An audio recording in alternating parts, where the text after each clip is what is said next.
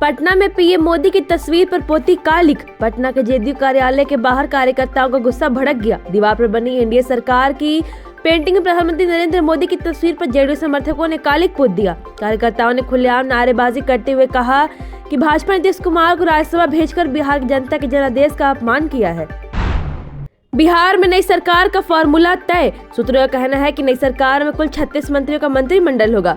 इनमें बीजेपी और जेडीयू के 15-15 मंत्री शामिल किए जा सकते हैं, जबकि बाकी कुछ मंत्री अन्य सहयोगी दलों या विशेष संतुलन के आधार पर बनाए जा सकते हैं। हालांकि इस पूरी व्यवस्था में एक महत्वपूर्ण बात यह बताई जा रही है कि सरकार का संचालन और रणनीतिक नियंत्रण अभी भी नीतीश सरकार के हाथों में ही रहेगा।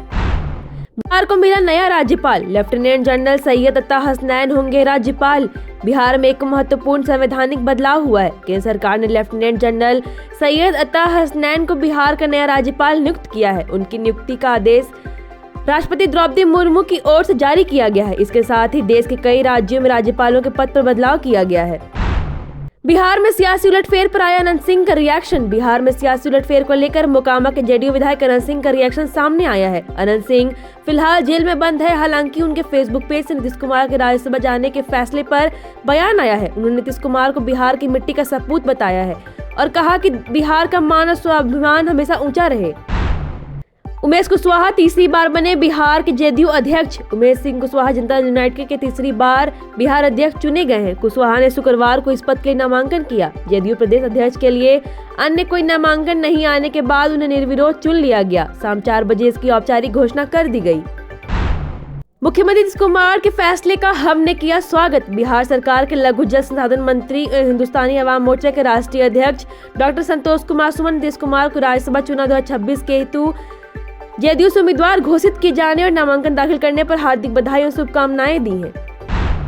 सीएम आवास के बाहर जेडीयू के प्रदेश महासचिव धरने पर बैठे। पटना के मुख्यमंत्री आवास के बाहर जेडीयू के प्रदेश महासचिव अमरेंद्र दास त्रिलोक अनशन पर बैठ गए हैं। उन्होंने कहा कि वह किसी भी हालत नीतीश कुमार को दिल्ली नहीं जाने देंगे।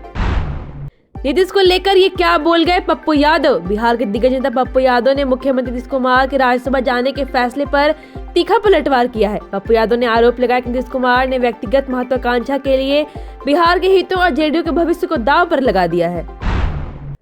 नीतीश के जरिए बीजेपी निकालेगी जेडीयू का संतोष कांटा। नीतीश युग के अंत में बिहार में भाजपा अपनी दशकों पुरानी मुख्यमंत्री बनने की चाह पूरी करने की तैयारी में है। जेडीयू में फैले अविश्वास और टूट की आशंका के बीच पार्टी नीतीश को जरिए नाराज नेताओं को संतुष्ट करने का रणनीति बनाई है। हाल की हार और राजद में चल रही आंतरिक जंग भाजपा के लिए सबसे मुफीद समय बनाते हैं। सबसे बड़ी चुनौती अब कदागार नेता चुनना है जो नई सरकार में भरोसा पैदा करे।